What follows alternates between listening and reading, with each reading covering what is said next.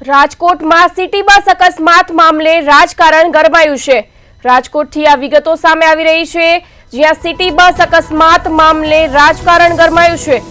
સમગ્ર મામલે શહેર કોંગ્રેસ પ્રમુખ અતુલ રાજાણીનું નિવેદન સામે આવ્યું છે। સિટી બસના ડ્રાઈવર કંડક્ટરનું મેડિકલ ચેકઅપ પણ નથી કરાતું। સિટી બસના મેનેજર સાથે પણ વાત કરી છે। અતુલ રાજાણીનું તેવું કહેવું છે, મનપામાં જે રીતે ભરતી કરો છો તે જ નિયમ મુજબ ભરતી કરો। અતુલ રાજાણીનું નિવેદન સામે આવ્યું છે। સિટી બસ અકસ્માત મામલે રાજકારણ ગરમાયું છે। શહેર ભાજપના પ્રમુખ મોટી વાતો કરે છે। છેલ્લા 3 મહિનામાં અનેક બનાવો બન્યા છે। અતુલ રાજાણીનું સિટી બસ અકસ્માત મામલે નિવેદન સામે આવ્યું છે। કોન્ટ્રાક્ટર અને એજન્સીને બ્લેકલિસ્ટ જાહેર કરો।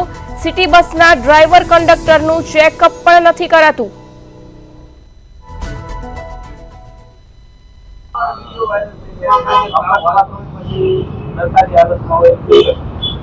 રાજકોટ મહાનગરપાલિકા દ્વારા જે સિટી બસનું ટ્રાન્સપોર્ટેશન છે એ સારી વાત છે। લોકોને એનાથી દૂર ને દૂર જગ્યાએ જવું હોય તો પણ એ સુવિધા સારી છે, પણ છેલ્લા 3 મહિનાથી અકસ્માત થયા છે।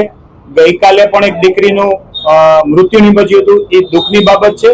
છેલ્લા 3 મહિનાથી અલગ જગ્યાએ અકસ્માત થઈ રહ્યા છે, ત્યારે સિટી બસના જે સંચાલકો છે, કોન્ટ્રાક્ટરો છે, એના કોઈ નોર્મ્સ પાલન કરવામાં આવતા નથી। અને ખરેખર જ્યારે ડ્રાઈવરોની ભરતી કરે છે